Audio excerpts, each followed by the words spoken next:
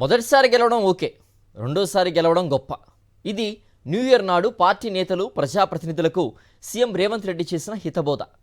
కలిసి పనిచేసే స్థానిక నేతలకు శుభాకాంక్షలు చెప్పండని సూచించారు. శుభకార్యాలకు వెళ్తూ కార్యకర్తలతో మమేకమవ్వండని పార్టీ శ్రేణులకు ముఖ్యమంత్రి దిశానిర్దేశం చేశారు. నూతన సంవత్సరం తొలి రోజు కాంగ్రెస్ ప్రజాప్రతినిధులు నేతలకు ముఖ్యమంత్రి రేవంత్ రెడ్డి పొలిటికల్ క్లాస్ తీసుకున్నారు. మంత్రులు, ఎంపీలు, ఎమ్మెల్యేలు, ఎమ్మెల్సీలు, కార్పొరేషన్ల చైర్పర్సన్లు పెద్ద సంఖ్యలో సీఎం రేవంత్ నివాసంలో కలిసి హ్యాపీ న్యూ ఇయర్ చెప్పారు. మొదటిసారి గెలిచిన ఎంపీలు, ఎమ్మెల్యేలతో కాసేపు ముఖ్యమంత్రి సరదాగా మాట్లాడారు. వారితో తన రాజకీయ అనుభవాన్ని పంచుకున్నారు. ప్రజాప్రతినిధిగా మీరు చేసే పనులన్నీ ప్రజలకు రిజిస్టర్ అవుతూ ఉంటాయి. అన్ని విషయాలను వారు గుర్తు పెట్టుకుంటారు. మొదటిసారి మీపై చాలా అంచనాలతో గెలిపిస్తారు. అది గొప్ప విషయమేమీ కాదు. మీరేంటో తెలిసిన తర్వాత, మీ పనితీరు అర్థం చేసుకున్న తర్వాత రెండోసారి గెలిపిస్తేనే గొప్ప విషయమని పార్టీ శ్రేణులకు సూచించారు. పెళ్లిళ్లు, ఇతర కార్యక్రమాలకు వెళ్లి వస్తూ ఉండాలి. కార్యకర్తలతో మమేకం కావాలి.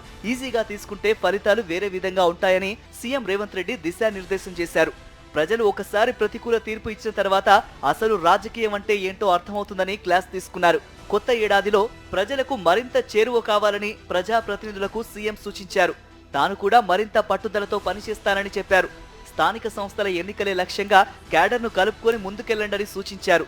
ప్రజాప్రభుత్వం చేపట్టిన అభివృద్ధి, సంక్షేమ కార్యక్రమాలను ప్రజల్లోకి విస్తృతంగా తీసుకెళ్లండని సీఎం రేవంత్ రెడ్డి దిశానిర్దేశం చేశారు.